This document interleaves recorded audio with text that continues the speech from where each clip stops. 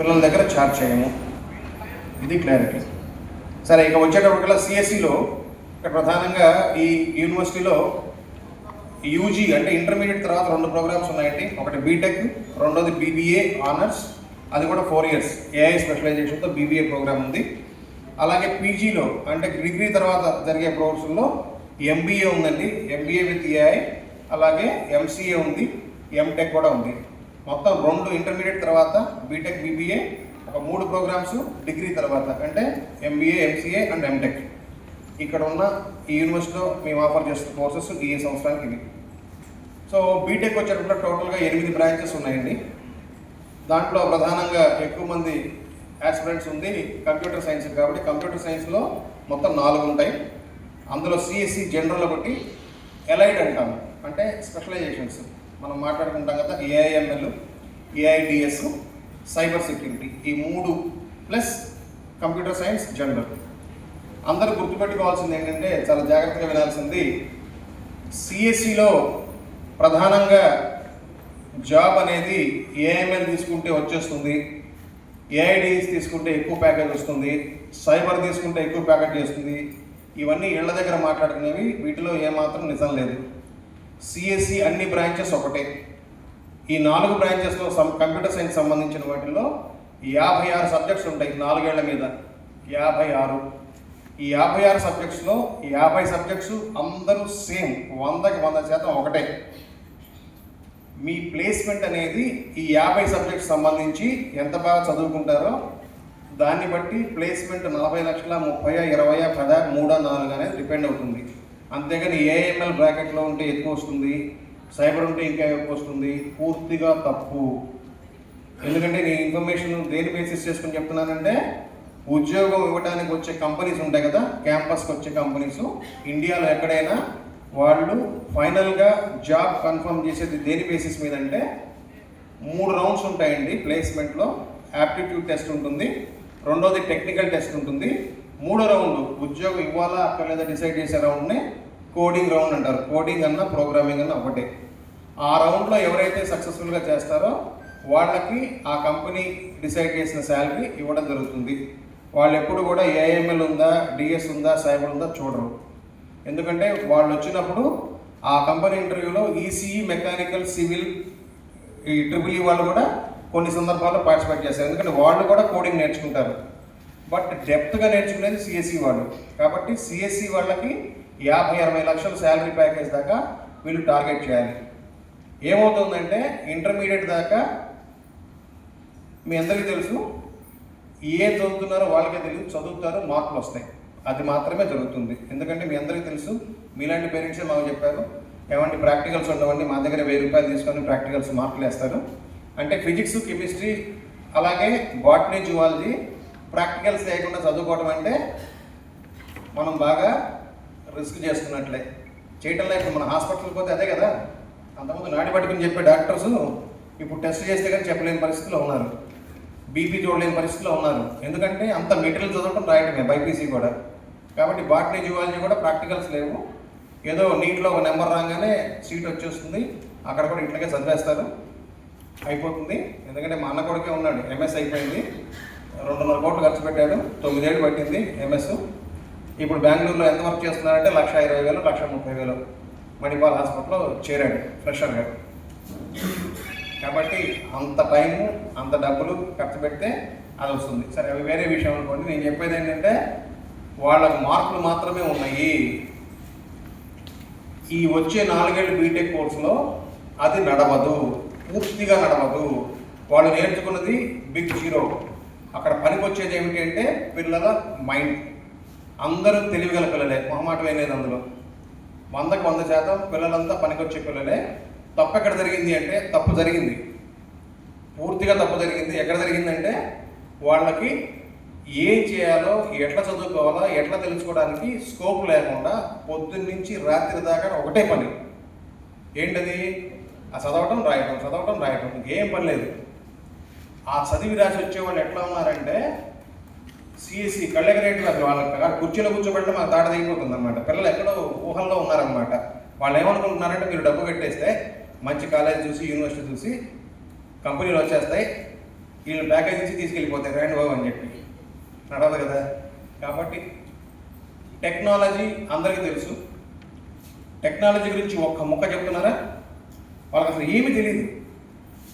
కాబట్టి ఇప్పుడు నేనేం చెప్తున్నానంటే, కంప్యూటర్ సైన్స్ తీసుకోవాలంటే ఇప్పుడు క్లారిటీ ఇచ్చాను, చాలా క్లారిటీ ఇచ్చాను. కోడింగ్ అంతే, ఈ గందరగోళంలో పడద్దండి ఏది తీసుకుంటే బాగుంటుందనేది. సిఎస్సికి సంబంధించిన 4 బ్రాంచ్లు ఒకటే, అందరూ కామన్గా నేర్చుకోవాల్సి కోడింగే. కోడింగ్ రావాలి అంటే జావా నేర్చుకోవాలి. ఇప్పుడు ఉన్న టెక్నాలజీకి జావా అనే ప్రోగ్రామింగ్ బాగా నేర్చుకోవాలి. ఎవరు జావా బాగా నేర్చుకుంటారో వాళ్ళకి మంచి ఉద్యోగం ప్యాకేజ్ వస్తుంది. ఎవరు యావరేజ్గా నేర్చుకుంటారో యావరేజ్ ప్యాకేజ్ వస్తుంది. తక్కువ నేర్చుకుంటే తక్కువ వస్తుంది, ఏం నేర్చుకుంటే రాదు. ఇది క్లారిటీ. తర్వాత ఈ జావా బాగా నేర్చుకోవాలంటే ప్రధానమైనది అందరూ గుర్తుపెట్టుకోవాల్సింది ఏంటంటే మ్యాథమెటిక్స్ అండి. మ్యాథమెటిక్స్ ఎంత స్ట్రాంగ్గా ఉంటే లాజిక్ అల్గారిథం అంత బాగా వస్తుంది. అప్పుడు ఈ జావాను ఉపయోగించి ఎట్లాంటి కష్టమైన పరిస్థితికి కూడా వీళ్ళు కోడ్ రాసే పరిస్థితిలో ఉంటారు. కాబట్టి మ్యాథమెటిక్స్ వీళ్ళు ఇప్పటిదాకా చదివారు, చేయలేదు. కాబట్టి వీళ్ళు ఇప్పటి నుంచి వచ్చే 3 నెలల్లో పిల్లలంతా ఏం చేయాలంటే యూట్యూబ్ అనేది ఉంటుంది, అందరికీ తెలిసిందే. మనకు ఎట్లా తెలుసు అంటే ఈ సినిమా సంబంధించిన వీటికి సంబంధించి తెలుసు, బట్ చదువు సంబంధించి చాలా ఉంది, టెక్నాలజీ సంబంధించి చాలా ఉంది. మనం ప్రతిదీ వెతుక్కుంటాం కదండి. యూట్యూబ్లో కూడా మైక్ పెట్టి పాట కావాలంటే పాట వచ్చేస్తుంది కదా, అట్లాగే మైక్ పెట్టకపోయినా ఫైండ్లోకి వెళ్ళి నాకు మ్యాథమెటిక్స్ 2 సబ్జెక్ట్స్ ఉంటాయండి ఫస్ట్ ఇయర్లో బీటెక్లో. ఒకటి క్యాలిక్యులస్ ఉంటుంది, 2 డిఫరెన్షియల్ ఈక్వేషన్స్. ఈ 2 సబ్జెక్ట్స్ ఉంటాయి మళ్ళీ ఫస్ట్ ఇయర్లో. ఈ పిల్లలు ఏం చేయాలంటే ఈ 3 నెలలు ఆ 2 సబ్జెక్ట్స్ ఎట్లా అప్లై చేయాలి, ఫండమెంటల్స్ బాగా నేర్చుకోవాలి. 150కి 150 వచ్చినా కూడా మళ్ళా అంటే చాలా కొద్ది మంది మాత్రము సబ్జెక్ట్ తెలుసుకొని చదువుకున్న వాళ్ళు ఉంటారండి. 100లో 1 లేకపోతే 2 మంది ఉంటారు. మిగతా 98 మంది కూడా లెక్కలు కూడా బట్టి పట్టిన వాళ్ళే. అందరినీ అట్లా ఉంటారు. నన్ను వాళ్ళు కొద్దిగా తెలివితేటలుగా ఇట్లా కాదు కదా అని వివరం తెలుసుకొని చదివిన వాళ్ళు ఉంటారు, తక్కువ మంది ఉంటారు. కాబట్టి అందరికీ చెప్పే సలహా ఏంటంటే మ్యాథమెటిక్స్ని బాగా సబ్జెక్ట్ పరంగా, ఎందుకంటే ఇంజనీరింగ్కి అప్లికేషన్ తెలియాలండి. ఎక్కడ వాడతాం, ఎందుకు వాడతాం తెలియాలి. క్యాలిక్యులస్ నేర్చుకుంటారు, దాంట్లో టాపిక్స్ ఉంటాయి, అలాగే డిఫరెన్షియల్ ఈక్వేషన్స్ ఉంటాయి. ఇవన్నీ ఎందుకోసం నేర్చుకుంటాం అనేది తెలిసి ఆ వివరం తెలుసుకోవటమే మ్యాథమెటిక్స్ నేర్చుకోవటం అంటే. కాబట్టి ఈ 2 సబ్జెక్ట్స్ బాగా నేర్చుకోవాలి. ఈ 3 నెలల్లో వాళ్ళు చేయాల్సిన పని అది. మ్యాథ్స్ బాగా నేర్చుకొని వస్తే ఆ 2 సబ్జెక్టులు మళ్ళీ బీటెక్లో చదువుకుంటారు. దానికన్నా ముందు కొంత హోంవర్క్ చేసుకొని వస్తే వాళ్ళ జర్నీ చాలా ఈజీగా ఉంటుంది. ఎందుకంటే బీటెక్ మొత్తంలో మేము యూజువల్గా గమనించేది ఏంటంటే ఫస్ట్ ఇయర్లోనే ఆగుతాయి. ఆగడానికి స్కోప్ 2 ఉంటాయి, 2 కాదు 3 ఉంటాయి. ఒకటి మ్యాథమెటిక్స్ పేపర్లు ఆగుతాయి, సబ్జెక్ట్ బ్యాక్లాగ్. రెండోది సి ప్రోగ్రామింగ్ ఆగుతుంది. మూడోది ఇంజనీరింగ్ గ్రాఫిక్స్ అని ఉంటుంది. ఈ 3 కొద్ది జాగ్రత్తగా చదువుకోవాలి. కాబట్టి ఏంటంటే ఈ ముందు హోంవర్క్ చేయమని చెప్పేది అందుకనే. ఆ చేయాలి అంటే యూట్యూబ్లో వేదాంత క్లాసెస్ ఇట్లా మంచిగా చెప్పేవాళ్ళు బోల్డ్ మంది ఉన్నారు. ఈ రోజుల్లో అన్నిటికన్నా తేలికైంది నేర్చుకోవటమే. ఛాలెంజ్ ప్రాబ్లం ఎక్కడ వస్తుందంటే వాళ్ళకి మైండ్లోకి రావటంలా. మీరు సోషల్ మీడియాలో మీరు ఏదైనా చెప్పండి బ్రహ్మాండంగా ట్యాగ్ చేసి హ్యాష్ ట్యాగ్ చేసి ఇవన్నీ తిప్పడం ఏంటి బాగా తెలుసు. వాళ్ళకి చదువు గురించి ఇంకా ఎక్సైట్మెంట్ రావట్లా. అరే నా కెరియర్ కదా, నా ఉద్యోగం కదా, నా సంపాదన వస్తుంది, ఇవి రావటంలా అన్ఫార్చునేట్లీ. ఎందుకంటే ఇప్పుడు పేరెంట్స్ మీకు కానీ మాకు కానీ పెద్ద ఛాలెంజ్ ఏంటంటే కోవిడ్ అయిపోయిన తర్వాత అందరూ ఈ మొత్తం మందుకు బానిసైనట్లే మొబైల్కి బాగా బానిస అయిపోయారు. పిల్లలు మాట వినటం లేదు, అదొక పెద్ద దురలవాటుగా అయిపోయింది. మిగతా వాటి ఎన్ని ప్రభావం ఉన్నాయో ఇవి కూడా అంతే. అది మనము నిజంగా కంట్రోల్ చేసుకోకపోతే చాలా దుష్పరిణామాలు, హెల్త్ పరంగా చాలా పరిణామాలు, తీవ్రమైన పరిణామాలు ఆల్రెడీ చూస్తున్నాము, చూడబోతున్నాం కదా, ఆల్రెడీ చూస్తున్నాం. 25-30 ఏళ్ళకే నరాలకు సంబంధించినవి చాలా అనుకోవడానికి వీలైనవన్నీ కూడా వస్తున్నాయి. అది మా అబ్జర్వేషన్లో ఉంది. కాబట్టి స్క్రీన్ టైం అనేది మంచి పనికి వాడాలి. నేను ఇందాకేం చెప్పాను, యూట్యూబ్లోనే చాలా మంది నేర్చుకోవాలంటే. మనం టెక్నాలజీ గురించి మాట్లాడుతున్నాం. ప్రతిరోజు కొత్త టెక్నాలజీస్ ప్రోడక్ట్స్లో వస్తున్నాయి, ఎలక్ట్రానిక్ గ్యాడ్జెట్స్లో వస్తున్నాయి. అవన్నీ తెలుసుకోవాలి. సినిమా రివ్యూ చెప్పేవాళ్ళు ఎట్లా ఉన్నారో యూట్యూబ్లో టెక్నాలజీ గురించి రివ్యూ చేసేవాళ్ళు, ఈ టెక్నాలజీ ఏంటి, ఇది సక్సెస్ అయిందా కాలేదా, దీంట్లో ప్లస్లు ఏంటి మైనస్లు ఏంటి చెప్పేవాళ్ళు ఉన్నారు. వీళ్ళకి 24 గంటలు దాంట్లోనే ఉండాలి, ఇంకో దాంట్లో ఉండడానికి లేదు. ఎందుకంటే మార్పులు చాలా వేగంగా వస్తున్నాయి కంప్యూటర్ సైన్స్ విభాగంలో. కాబట్టి ఎవడైతే 1 2 3 రన్ అన్నప్పుడు ఎట్లా ఉంటారో రెడీగా, ఎప్పుడు గన్ పెళ్ళంగానే పరిగెత్తాలో అట్లా ఉంటేనే వాళ్ళు దీనికి పనికొస్తారు, లేకపోతే పనికిరారు. ఇప్పటిదాకా ఒక లెక్క, ఈ ముచ్చట్లన్నీ వచ్చే రోజుల్లో ఉండవండి. చాలా మార్పులు వచ్చినాయి, మేము చూస్తున్నాం ప్రత్యక్షంగా. అంటే కంపెనీలు ఉద్యోగం ఇచ్చే విధానంలో, తీసుకునే విధానంలో, సెలక్షన్ ప్రాసెస్లో చాలా మార్పులు వచ్చినాయి. 18 దాకా అయితే ఏం లేదండి, C++లో 2 క్వశ్చన్లు అడిగేసేవాళ్ళు ఫండమెంటల్స్లో, చెప్పగానే తీసుకెళ్ళిపోయి 6 నెలలు ట్రైనింగ్ ఇచ్చేవాళ్ళు. ఇన్ఫోసిస్ వాళ్ళు, కాగ్నిజెంట్ వాళ్ళు. అయిపోయినాయి అవన్నీ. నువ్వు అక్కడ నేర్చుకోనరా, మీకు ఖర్చు పెట్టి 6 నెలలు చెప్పేది ఏంటి?